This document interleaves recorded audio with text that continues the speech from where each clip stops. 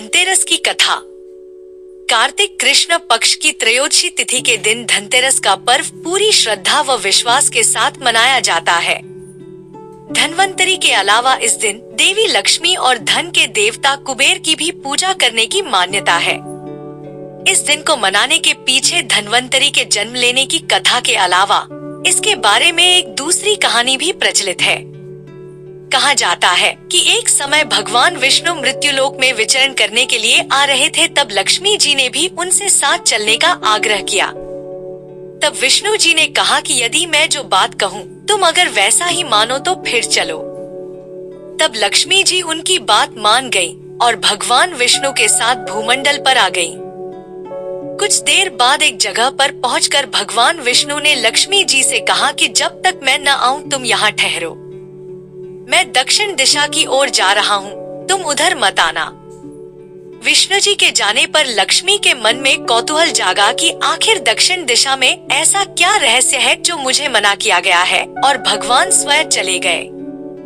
लक्ष्मी जी से रहा न गया और जैसे ही भगवान आगे बढ़े लक्ष्मी भी पीछे पीछे चल पड़ी। कुछ ही आगे जाने पर उन्हें सरसों का एक खेत दिखाई दिया जिसमें खूब फूल लगे थे। सरसों की शोभा देखकर वह मंत्रमुग्ध हो गई और फूल तोड़कर अपना श्रृंगार करने के बाद आगे बढ़ी। आगे जाने पर एक गन्ने के खेत से लक्ष्मी जी गन्ने तोड़कर रस चूसने लगी। उसी क्षण विष्णु जी आए और यह देख लक्ष्मी जी पर नाराज होकर उन्हें शाप दे दिया कि मैंने तुम्हें इधर आने को मना किया था, पर तुम न मानी और किसान की चोरी का अपराध कर बैठी। अब तुम इस अपराध के जुर्म में इस किसान की 12 वर्ष तक सेवा करो। ऐसा कहकर भगवान उन्हें छोड़कर क्षीर सागर चले गए। तब लक्ष्मी जी उस गरीब किसान के घर रहने लगी। एक दिन लक्ष्मी जी ने उस किसान की पत्नी से कहा कि तुम स्नान कर पहले मेरी बनाई गई इस देवी लक्ष्मी का पूजन करो, फिर रसोई बनाना, तब तुम जो मांगोगी मिलेगा। किसान की पत्नी ने ऐसा ही किया। पूजा के प्रभाव और लक्ष्मी की कृपा से किसान का घर दूसरे ही दिन से अन्न धन रत्न स्वर्ण आदि से भर गया। लक्ष्मी ने किसान को धन धान्य से पूर्ण कर दिया। किसान के 12 वर्ष बड़े आनंद से कट गए। फिर 12 वर्ष के बाद लक्ष्मी जी जाने के लिए तैयार हुई। विष्णु जी लक्ष्मी जी को लेने आए तो किसान ने उन्हें भेजने से इनकार कर दिया। तब भगवान ने किसान से कहा कि इन्हें कौन जाने देता है, यह तो चंचला है, कहीं नहीं ठहरती। इनको बड़े बड़े नहीं रोक सके।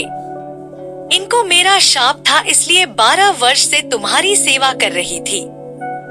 तुम्हारी 12 वर्ष सेवा का समय पूरा हो चुका है। किसान हठपूर्वक बोला कि नहीं, अब मैं लक्ष्मी जी को नहीं जाने दूंगा। तब लक्ष्मी जी ने कहा कि हे किसान, तुम मुझे रोकना चाहते हो तो जो मैं कहूँ वैसा करो। कल तेरस है, तुम कल घर को लीप पोत कर स्वच्छ करना। रात्रि में घी का दीपक जलाकर रखना और सायंकाल मेरा पूजन करना और एक तांबे के कलश में रुपए भरकर मेरे लिए रखना। मैं उस कलश में निवास करूंगी, किंतु पूजा के समय मैं तुम्हें दिखाई नहीं दूंगी। इस एक दिन की पूजा से वर्ष भर मैं तुम्हारे घर से नहीं जाऊंगी। यह कहकर वह दीपकों के प्रकाश के साथ 10 दिशाओं में फैल गई। अगले दिन किसान ने लक्ष्मी जी के कथानुसार पूजन किया। उसका घर धन धान्य से पूर्ण हो गया। इसी वजह से हर वर्ष तेरस के दिन लक्ष्मी जी की पूजा होने लगी।